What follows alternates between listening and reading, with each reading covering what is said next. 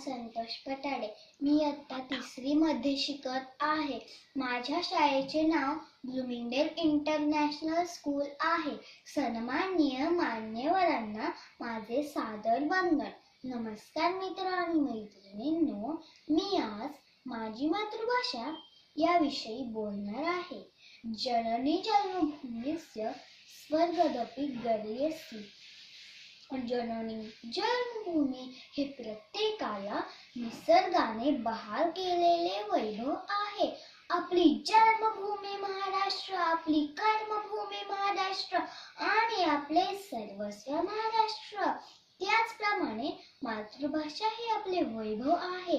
होय, मातृभाषा हे आपले वैभव आहे। माझी आणि आपल्या सर्वांची मराठी, आपल्या ज्ञानदेवांची मराठी।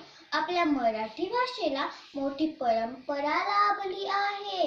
मराठी भाषेत अनेक थोर विद्वान नवरत्नांची खाण आढळते।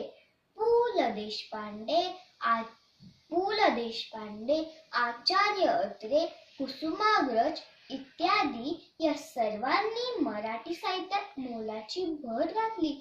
खरं तर मातृभाषा ही शिक्षणाचे माध्यम असावे, कारण लहानपणापासून मराठी शिकल्यामुळे विचार व्यक्त करणे सोपे जाते। दुसऱ्या महायुद्धात बेचिराख झालेल्या जपानने मात्र प्राथमिक शिक्षणापासून तर महाविद्यालयीन शिक्षण मातृभाषेतूनच घ्यावे असा नियम केला आणि आज जपान जागतिक महासत्ता बनला।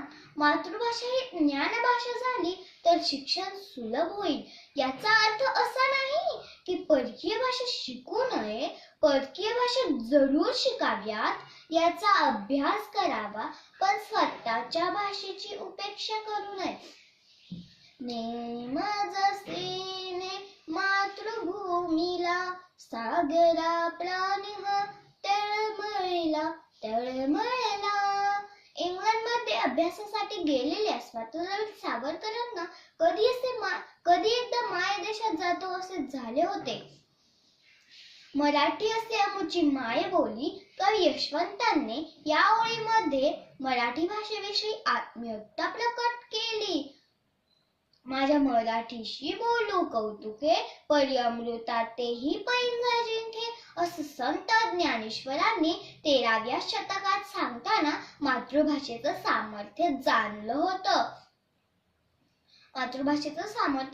होतं आणि मराठी भाषेतून ज्ञानेश्वरी ग्रंथाची निर्मिती केली। लोकमान्य टिळकांनी देखील यालाच स्वदेश स्वभाषा यालाच महत्त्व दिला।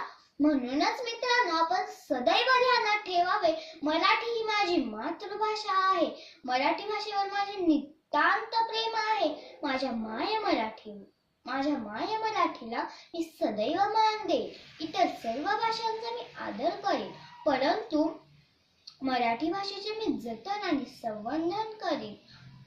शेवटी जाताना सुरेश भट यांच्या ओळी सांगाव्याशा वाटतात।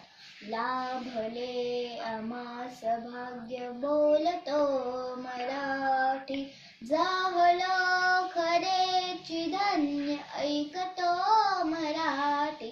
लाभले आम्हास भाग्य बोलतो मराठी, जाहलो खरेची धन्य ऐकतो मराठी।